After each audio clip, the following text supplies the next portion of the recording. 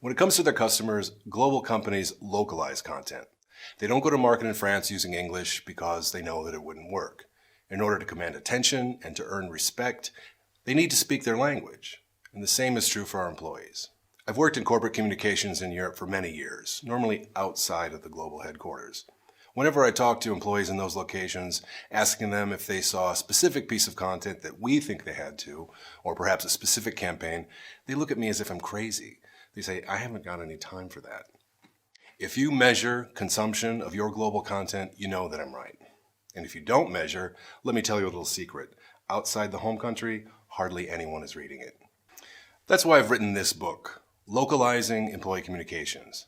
It's about why global employees are ignoring corporate content, why you need to change that, and how you can do it.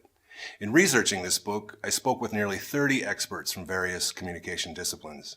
In this book, you'll learn about, number one, why localizing employee content is so important. Number two, how you can build teams who understand corporate messaging and know how to adapt it. And number three, how you can support those teams as they go developing content that's relevant and compelling for local audiences.